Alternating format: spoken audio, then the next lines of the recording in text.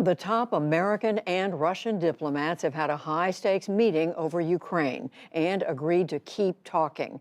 U.S. Secretary of State Antony Blinken and Russia's foreign minister sat down for 90 minutes in Geneva today.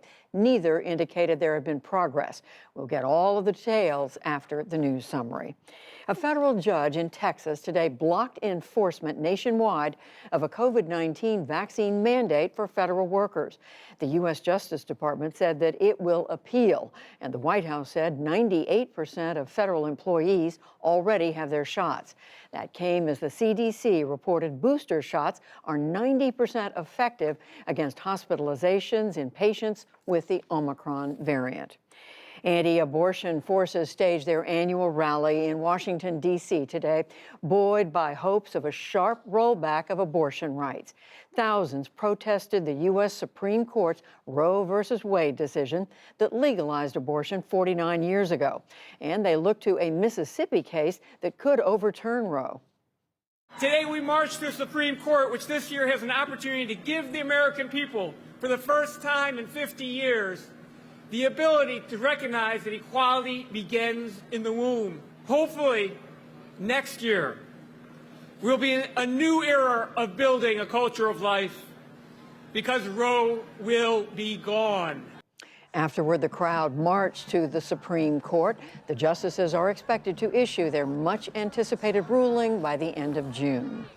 In the Middle East, Islamic State fighters launched some of their biggest attacks in several years. More than 100 gunmen assaulted a prison in northeastern Syria, where some 3,000 ISIS militants were being held. At least 23 of the attackers died. And in Iraq, ISIS gunmen stormed an army barracks north of Baquba, killing 11 soldiers as they slept.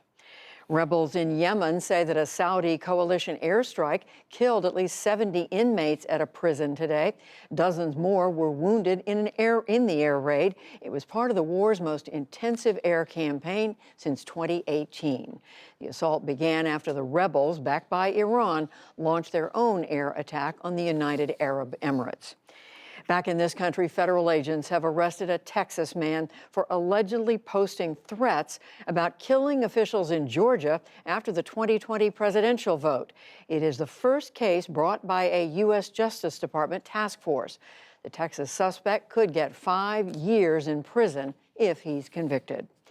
On Wall Street today, stocks finished their worst week in many months. There were a mix of reasons, but the main factors were worry over rising inflation and over how much the Federal Reserve will raise interest rates to get it under control. The Dow Jones Industrial Average lost 450 points to close at 34,265. The Nasdaq fell 385 points.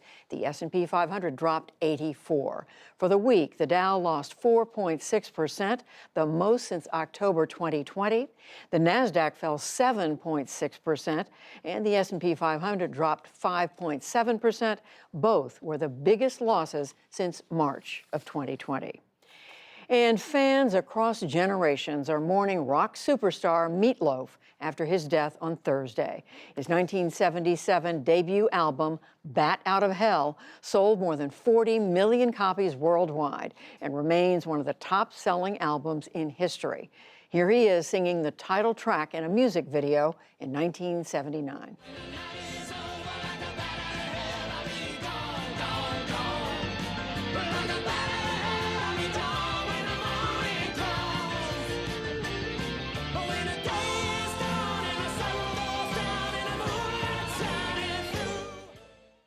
Meat Loaf was 74 years old.